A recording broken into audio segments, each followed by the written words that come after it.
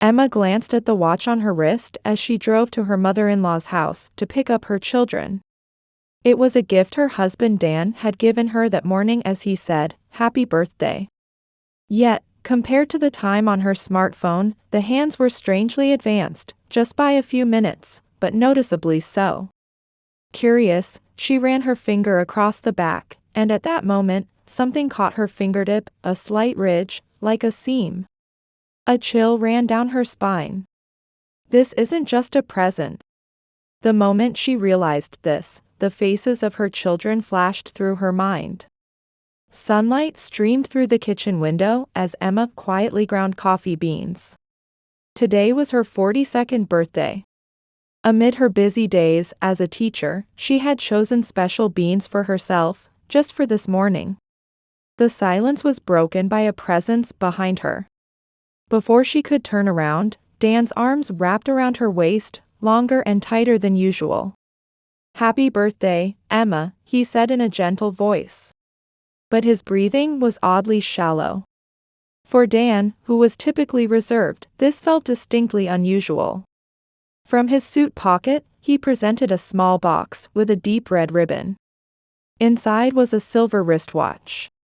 The face gleamed like pearl, and on the back were the words, "Forever yours, D," engraved in fine lettering. "It's beautiful, thank you," Emma replied with a smile, though something nagged at her inside. 15 years of marriage, and this was the first time he had given such an expensive gift. Usually, it was flowers or a dinner voucher at most. "Do you like it? It's a branded watch.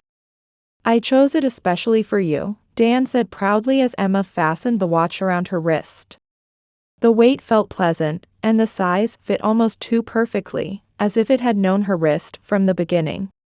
That morning, the children also celebrated Emma's birthday.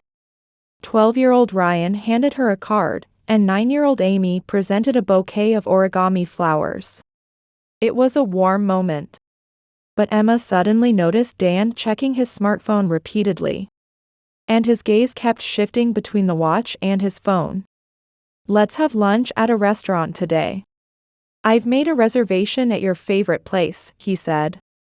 After finishing her morning work as a teacher, Emma headed to the Italian restaurant near the station as specified. A window seat, red wine. She glanced at her wristwatch. It was running a few minutes ahead of her smartphone. Huh? It should be brand new. A sense of unease crept in. Emma gently removed the watch and ran her finger along the back. That's when her fingertip caught on something, an almost imperceptible ridge, like a seam. "What is this?" She held the watch up to the light, peering at it from different angles. On what should have been a smooth surface, inexplicable irregular lines appeared, like an access panel designed to seal something inside. A cold sensation ran down Emma's back. But she quickly shook her head. "Stop it, you're overthinking.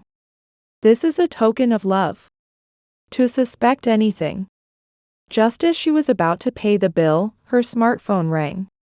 The screen displayed a merry mother-in-law. "I'm sorry to bother you, especially on your birthday. But could you come pick up the children a little earlier? I have something important to discuss," Mary said. Emma frowned. This kind of sudden summons wasn't the first time. She knew her mother-in-law's methods well, creating small excuses to take away her time. "All right. I'll head over as soon as I finish my meal," Emma said. Hanging up, she looked down at her watch. Could this be more than just a present? The moment this thought crossed her mind, her children's faces appeared in her mind. It could be dangerous. As if to suppress this anxiety, she fastened the watch back around her wrist.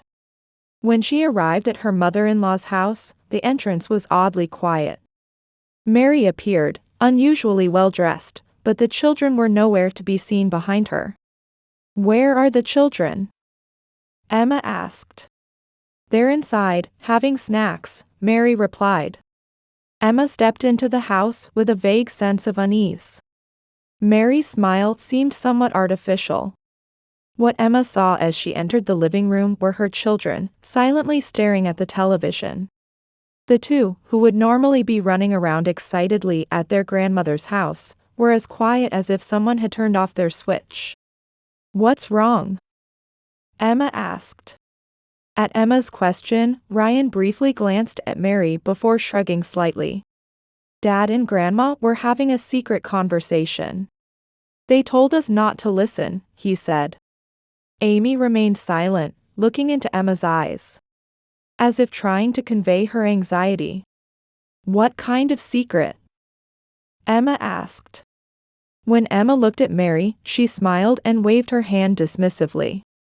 "Just family matters, nothing important," Mary said. Contrary to her words, Mary's kindness was unusually excessive today. Normally she would constantly criticize Emma's cooking, but today she handed her a paper bag filled with homemade cookies. "It's your birthday, isn't it? Just heat this up for dinner." "Take it easy today," Mary said. Even after getting into the car, the children remained unusually quiet. Looking through the rearview mirror, Emma noticed Amy biting her lip as if she wanted to say something. "What's wrong?" Emma asked. In a small voice, Amy whispered. "Grandma was saying bad things about you." "Amy." Ryan hurriedly interrupted. Emma's heart skipped a beat. "What did she say?" Emma asked. "She said a mom wouldn't understand," Amy replied. After that, the children fell silent. As Emma tried to regain her composure and focus on driving, her smartphone began to chime with notifications, one after another. When she checked the screen at a red light, there were 12 missed calls from Dan. She hadn't noticed because the restaurant was underground, but this persistence was abnormal. "Dad kept calling you many times." "He was panicking," Ryan said. Emma tried to smile, but her face felt stiff and wouldn't move. A small anxiety sprouted in her chest, turning into certainty as she drove on. Something is wrong. She looked at her wristwatch. Though not even 7 hours had passed since she received it, it no longer seemed like a symbol of love, but rather a foreign object. Emma parked the car in front of the house and took a deep breath before getting out. Through the window, she could see Dan in the living room. He was home, despite normally being at work at this hour. She cast a final glance at the watch and opened the door. Dan rushed into the hallway, first showing relief, but his expression quickly turned stern. "Where have you been? Why didn't you answer your phone?" he demanded. "The restaurant was underground. I couldn't get a signal. And your mother called, asking me to pick up the children earlier," Emma explained.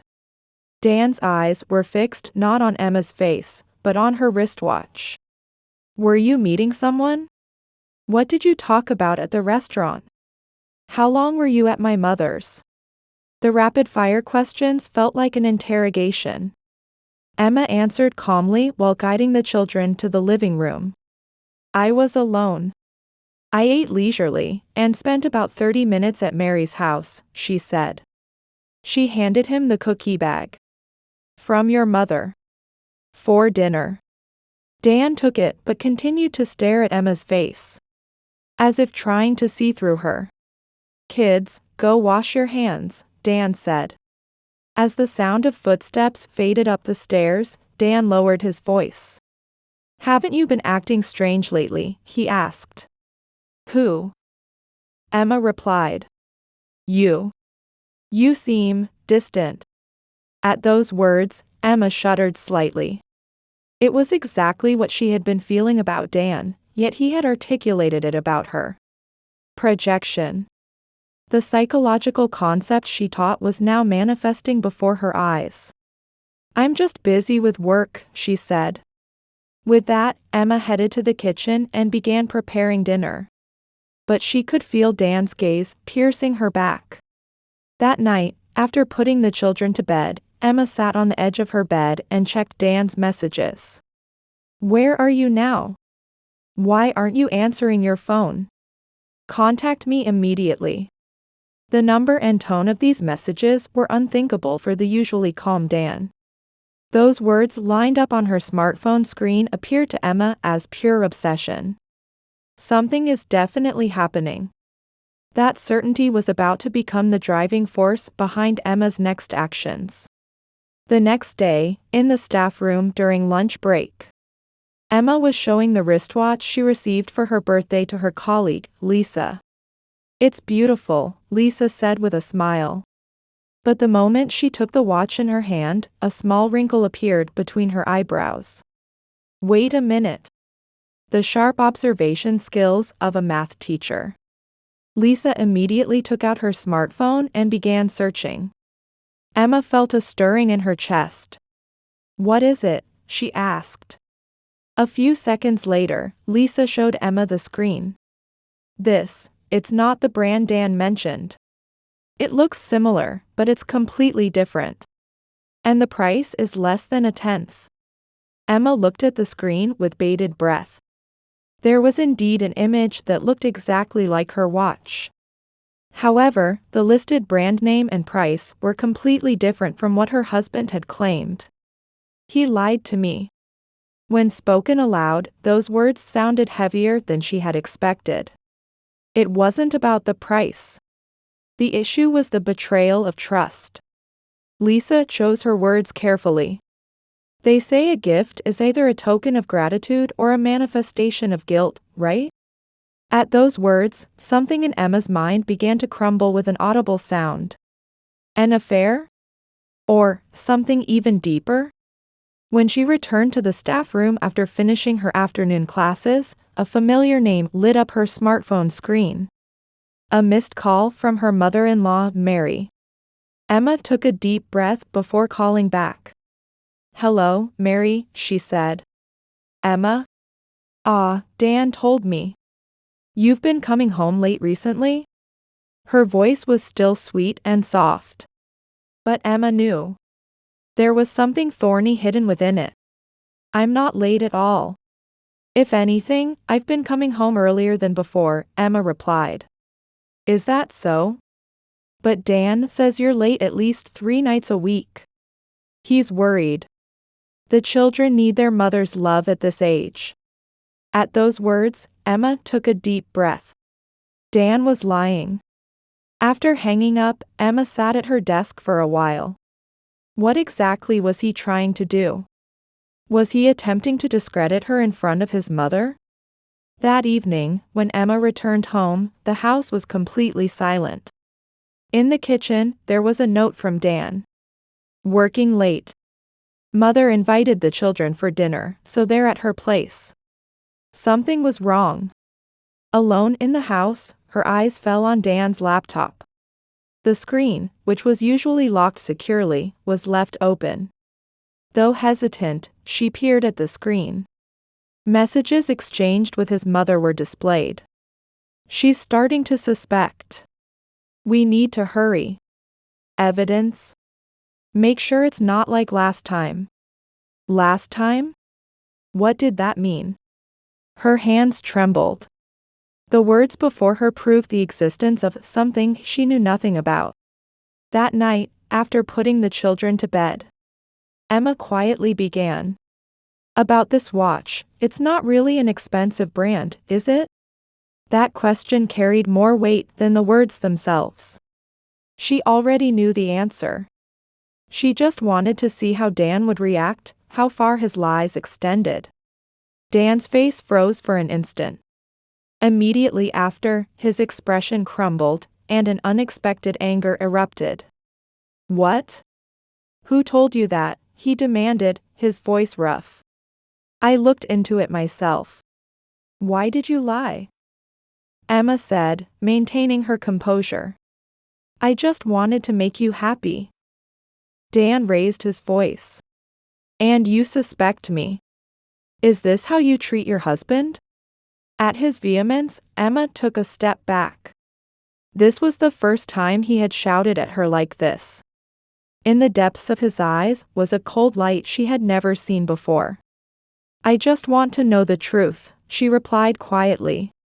Dan snorted in response. "The truth? You've been acting strange lately. Suspecting me every time you meet someone. What are you plotting? Beyond his words lay suspicion and anxiety. As if to hurl them at Emma, Dan raised his hand to cut her off. Enough. This conversation is pointless. He grabbed his keys from the entryway and seized his coat. Where are you going? Emma asked. To cool my head. After the door closed, in the ensuing silence, Emma collapsed onto the sofa. A room too quiet. Trembling air. The sensation of the watch on her arm weighed heavily. This was no longer a symbol of love. It felt like a device to hide something. Upstairs, the children were quiet. They must have sensed something. Emma looked up at the ceiling, embracing the anxiety spreading in her chest as night fell. Days passed, but Emma's anxiety didn't clear. Dan became even more concerned about his return time and sent messages frequently. It felt as if she was being monitored. She examined the watch again. When she held the back up to the light, a small gap was clearly visible. That sense of wrongness. She had to confirm it now. That weekend, Emma placed the watch in a small cloth bag and visited Mike Chin, an old acquaintance and IT engineer. Mike was a friend of her brother from university days, now a cybersecurity expert. Long time no see, Emma. What brings you here today? I want you to look at this. It's a watch my husband gave me, but something seems off about it. As she handed it to him, Mike accepted it silently. He took out a precision screwdriver from his drawer and carefully removed the back cover. In the quiet work, only tension filled the room. Who did you say gave this to you? Dan. As a birthday present. Mike's hand stopped. He inhaled slightly, swallowing his words. And then, minutes later. This is a GPS tracker. What he extracted with tweezers was a black chip the size of a grain of rice. Someone is tracking you. In that moment, time stopped for Emma. What she had suspected all along appeared before her eyes as fact. He had been monitoring her. Why? Her voice trembled. Normally these are used to watch over children, but this one can be used for adults too. Mike said it indirectly, but Emma already understood. On her way back home, questions arose one after another in Emma's mind. Why had Dan gone to such lengths to monitor her? What was his real purpose? How much was an act, and where did the truth begin? Dan was away for work. The children were staying overnight at his mother's house. This was her chance. Emma entered Dan's study without hesitation. Opening the drawers, she found bank statements, investment records, and an invoice from an unfamiliar law firm. Emma gasped at the name written there.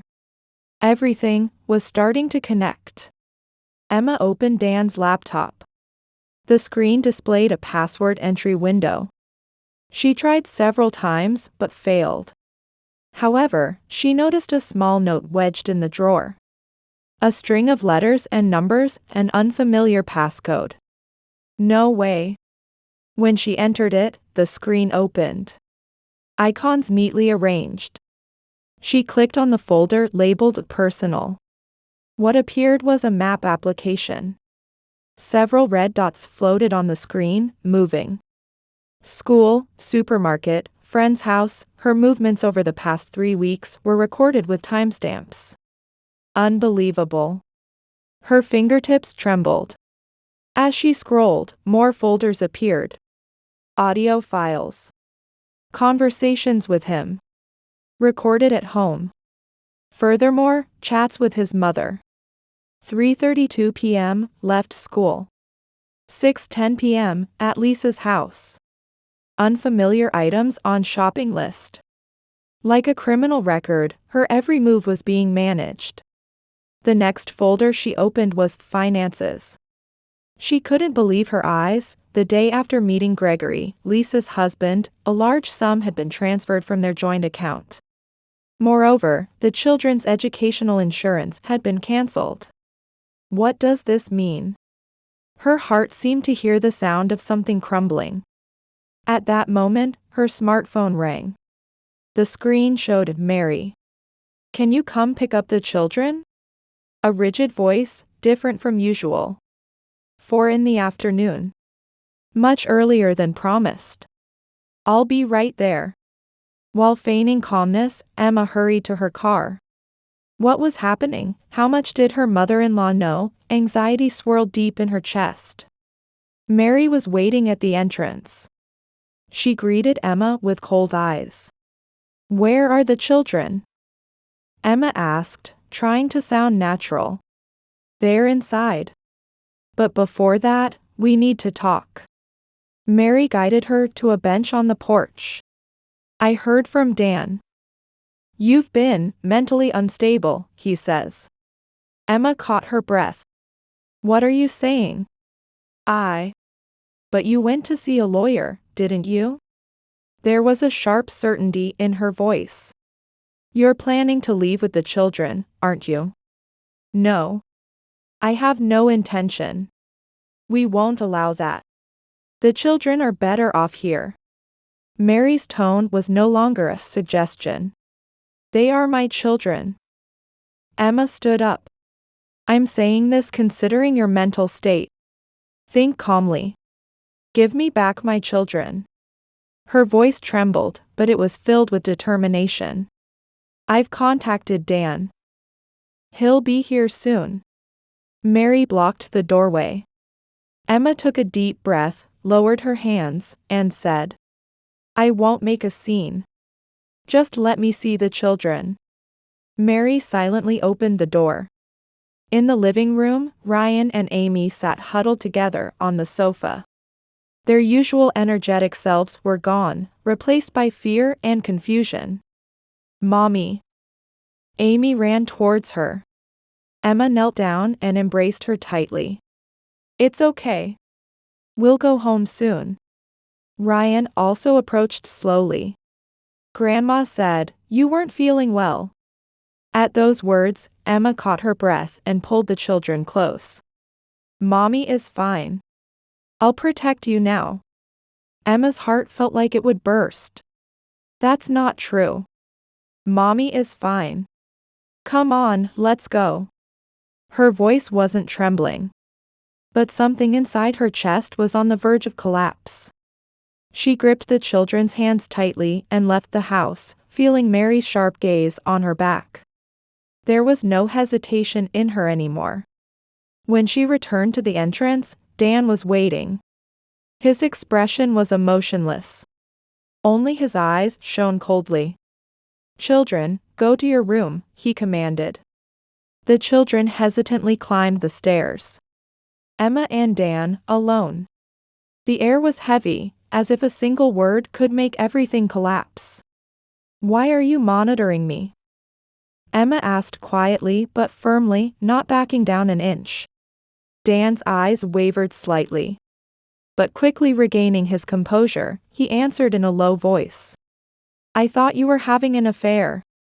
I just wanted to confirm it." As he spoke, he held out his smartphone.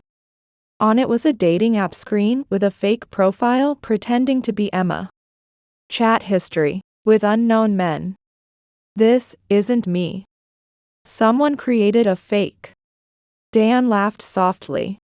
"That's what they all say." No.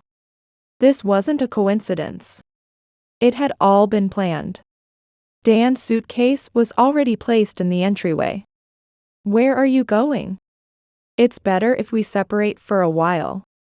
The children will stay at my mother's house." With those words, Emma realized. Dan had from the beginning intended to drive her out. "I'll leave.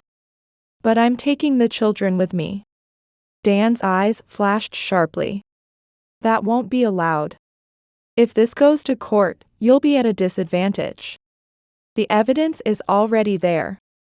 You'll be labeled as a mentally unstable mother." Emma's heart froze. The person before her was not the husband she had loved. He was an Enemy. What did I do? Why are you doing this? Reasons don't matter.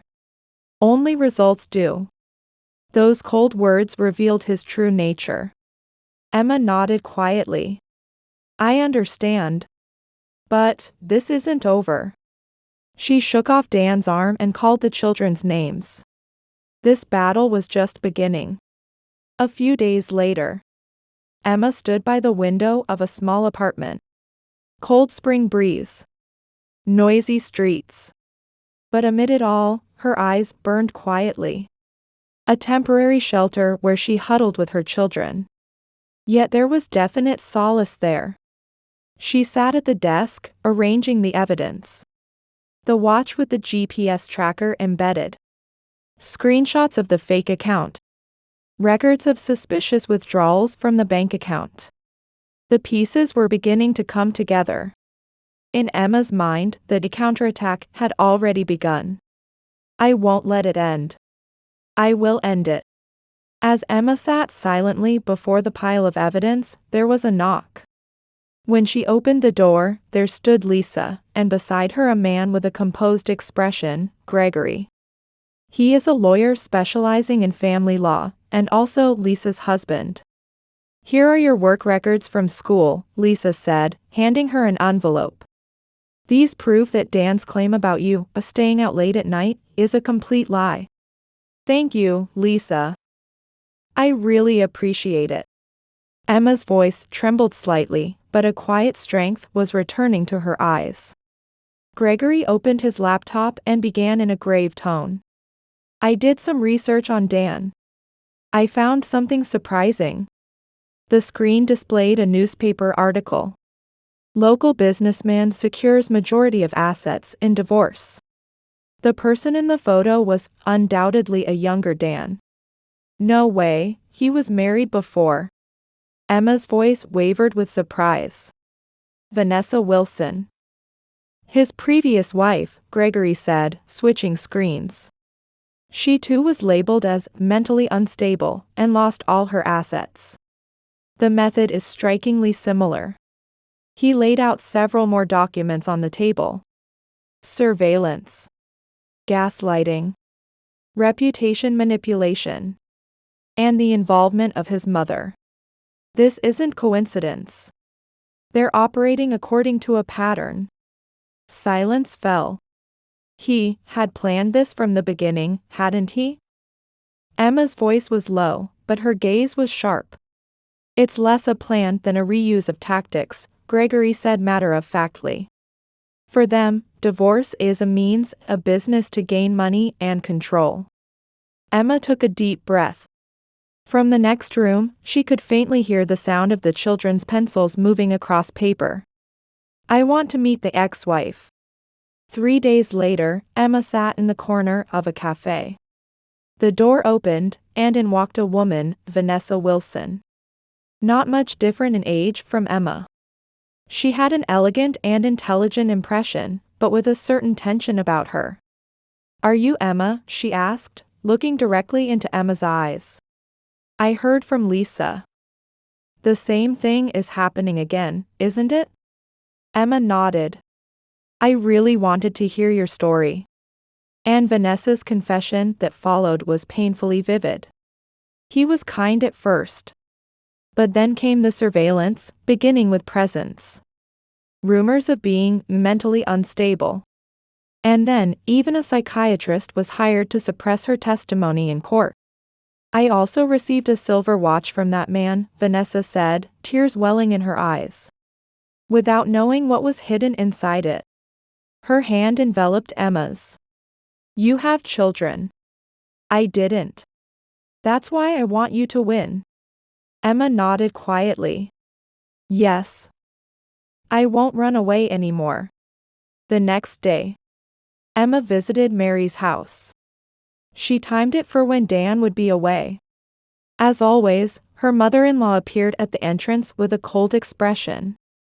The children are ready to go. Just then, a voice called from the neighboring yard. Emma, it's been a while. Waving with a smile was a 65-year-old woman, Carol. While smiling back, Emma sensed something in her eyes. "Why don't you stop by? How about some tea?" Carol whispered near Emma's ear. "Those two have been saying strange things about you." "I don't believe them, though." Carol's kitchen. Amid the scent of tea, she spoke quietly. "Actually, I've heard voices from the living room of that house several times. Remove her, be more careful than last time. These aren't normal family conversations." Emma caught her breath. "I've been a nurse for 30 years. I can usually tell by looking at people's faces. Your mother-in-law has an abnormal obsession." Carol's tone was gentle, but there was certainty in it. "I can help. Mary trusts me. I can find out various things." At those words, a fire ignited within Emma. "Carol, please. Help me. A hidden camera in that house would." "Of course," Carol replied immediately. "For the sake of justice, right?" And 3 days later, Emma's smartphone displayed footage of the living room in Mary's house. On the screen, Dan and his mother sat side by side, calmly discussing their next move. "Let's prepare evidence that she's mentally unstable," Dan said flatly. "Just like last time. But now there are children involved. We need to be more careful." Mary's voice was tinged with madness. "Don't worry, Mom. The lawyer is already arranged," Dan said confidently. "I've also damaged Emma's reputation at school. Spread rumors that she's becoming unstable." "What about Vanessa? Have you erased all traces of her?" Mary asked. "Of course. That matter is completely in the dark." Emma clutched her smartphone with trembling hands. Their callousness made her nauseous, but she also knew this would be decisive evidence. After listening to the recording, Gregory said with a stern expression, "This is enough. We can submit it to court." Over the next few days, Emma and her support team steadily prepared. Gregory handled legal procedures, Mike secured technical evidence, Lisa worked on restoring Emma's reputation at school, and Carol monitored the mother-in-law's movements. One evening, while Dan was away on a business trip, Emma returned to the house one more time to search for final evidence. The children were safely staying at Lisa's house. As she searched the garage, she discovered a safe hidden under the floor. She couldn't find the key, but she was able to peek inside using a small camera borrowed from Mike.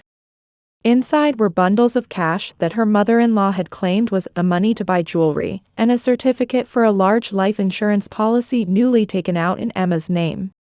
"They are trying to kill me?" Though trembling with fear, Emma had obtained the final piece. Now all the evidence was complete. She quietly left the house and took a deep breath in her car. No more running away. It was her turn to make a move. Back at the apartment, Emma reviewed the evidence she had gathered. The GPS tracker, the fake dating app, bank transaction records, hidden camera footage, life insurance certificate, and above all, Vanessa's testimony. Everything was connected. She picked up the phone and dialed. Dan answered. "Dan, we need to talk," she said calmly. "Let's have a family meeting. For the children's sake." "A family meeting?" Dan asked suspiciously. "Yes. Invite your mother too. Next Friday, 6 p.m. At our house." "All right." After some hesitation, he agreed. Emma hung up and gazed out the window. The evening sky was stained red. A new battle would begin tomorrow. This time, she held the initiative. She looked at her arm. The watch was no longer there. But inside her, a new time had begun ticking. Not time for revenge, but for justice. Time to reclaim the future for herself and her children. In the gentle twilight of May, Emma gazed at the soft light streaming through the window and took a quiet deep breath. Today was the day of the family meeting. The final battleground she had cleverly set up. Evidence documents were neatly arranged in the living room, and audio data was prepared on the computer. In the vase on the table were white chamomiles she had picked that morning. A symbol of purity and regeneration. "Are you ready?" Lisa peeked from the kitchen. She, Gregory, and Carol were scheduled to appear in the middle of the meeting, disguised as coincidental visitors. "Yes," Emma replied calmly.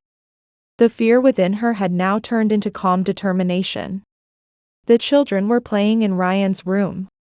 She hadn't told them the true purpose of the meeting, but Amy's intuitive sensitivity seemed to have detected something.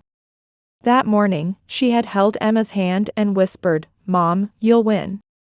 The doorbell rang, and Emma straightened her back. When she opened the door, Dan and his mother Mary were standing there. There was a sense of composure in their expressions. They still had no idea what Emma knew or what she was planning. "Come in," Emma invited them gently. "Where are the children?" Dan looked around. "Upstairs. Let's talk as adults first." The three sat on the living room sofa. Emma deliberately had Dan and his mother sit side by side, while she sat in a single chair opposite them. The angle of light cast shadows on their faces. "So, what's this about?" Dan asked with a relaxed expression. "If it's about the children, I think it's best for them to live at my mother's house." Emma smiled, stood up, and took a small cloth bag from the table drawer. She slowly removed its contents. It was that silver wristwatch. Dan's expression stiffened slightly. "Thank you for the lovely present. Thanks to it, I discovered the truth." Emma's voice was quiet, but her words resonated throughout the room. "What are you talking about?" Dan frowned. Emma placed the watch on her palm, slowly turning it as she spoke. "This watch had a special feature, didn't it? A GPS tracker to monitor my movements." The sound of Mary catching her breath was audible. Dan tried to appear calm, but his eyes shifted restlessly. "What are you saying?" He attempted to laugh, but his smile was unnatural. Emma opened her laptop and displayed photos of the GPS tracker extracted from inside the watch, taken with equipment borrowed from Mike. "The evidence is right here." Dan's expression hardened. "So what?" "I did it for your own good." "For my good?" Emma continued quietly. "Or for your plan." She presented another piece of evidence. It was footage from the hidden camera. The screen showed Mary's living room, recording Dan and his mother discussing property division after divorce and child custody, plotting to portray Emma as an unfit mother. Dan was recorded saying, "We just need to create evidence that she's mentally unstable." Mary's voice responding, "Just like last time." "This is..." Dan's face was drained of color. "Wiretapping. That's illegal." "I thought so too," Emma nodded. "I thought the same thing when you were secretly recording my conversations." She showed the next evidence, audio files discovered on Dan's computer and screenshots from the map application that recorded her movements in detail. Mary stood up and said in a voice trembling with anger, "This is all nonsense. You're the one who's mentally unstable." "Is that so?" Emma's voice remained calm. "Then what about this?" She spread out the bank transaction records and a copy of the large life insurance policy certificate taken out in her name. "Why did you move a large sum from our joint account the day after I met with a lawyer? And why did you take out this life insurance policy without my knowledge?" A heavy silence spread through the room. Dan's face turned white, and Mary was trembling. At that moment, the doorbell rang. Emma slowly stood up, said, "Excuse me for a moment," and headed to the entrance. Behind Emma as she returned to the living room followed Lisa, Gregory, Carol, and another woman. The moment Dan saw this woman, his face was drained of all colors. "Vanessa," he said as if he was choking. "Long time no see, Dan," Vanessa said calmly. Her posture was dignified, but traces of old wounds were visible in her eyes. "You did the same thing to her, didn't you?" Emma said as she returned to the sofa. "You gave an expensive watch as a present, then the surveillance began. In the end, you labeled her mentally unstable and took away her property and reputation." Vanessa stepped forward. "It was the same method with me. He gave me a watch, and then the monitoring began. In the end, he even hired a psychiatrist." "Shut up," Mary shouted. "You're the woman who made my son unhappy." Emma invited in yet another visitor, Officer Johnson, who held a warrant in his hand. "Good evening," he said in an official tone. "Mr. Daniel Lawrence, Mrs. Mary Lawrence, we'd like to question you on suspicion of fraud and intimidation." Dan stood up, completely changing his attitude. "Emma, let's talk. This is all a misunderstanding," he said in a pleading voice. "We're family, aren't we?" "Family?" Emma shook her head quietly. "Family doesn't monitor, threaten, or betray each other." Mary resisted until the end. "You can't understand my son. We're bound by a special bond." Her voice was tinged with obsessive madness. Emma replied quietly. That was the problem. At that moment, footsteps were heard from the stairs. Amy and Ryan were cautiously coming down. "Mom?" Amy called in a small voice. "It's okay," Emma smiled gently at them. "We're just having a grown-up conversation." Dan tried to approach the children, but Ryan took a step back. "Dad, I know. Grandma and you were saying Mom is sick. But I knew it was a lie. Grandma wouldn't stop saying bad things about Mom to us," Amy added. "But Mom didn't do anything wrong." At those words, Dan's expression crumbled. He seemed to understand for the first time how the children saw him. "Are you ready?" Officer Johnson asked. He was carefully approaching the two. Emma nodded quietly as she drew her children close. As Mary and Dan were escorted by the police, Emma held her children tightly. The long nightmare was coming to an end. In the twilight light streaming through the window, her expression mingled exhaustion with relief. Lisa placed a hand on her shoulder. "It's over." "No," Emma shook her head gently. "It's just beginning." In her eyes was not fear or hatred, but the light of determination for a new life. The watch placed on the table was no longer a tool to monitor her, but evidence that illuminated the truth. The watch hands pointed to 7 o'clock.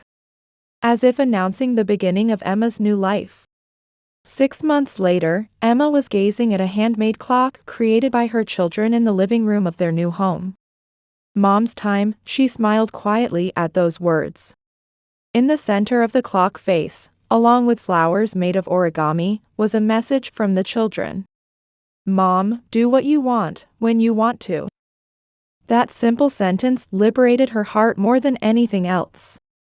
The hands could be moved freely. Now, a life where she could determine her own time had begun. The watch once given to her by her husband was no longer in her possession. Instead, there was real time, measured by herself and her children. Emma took a deep breath and set the clock hands to now. And she turned the page to a new life with her own hands.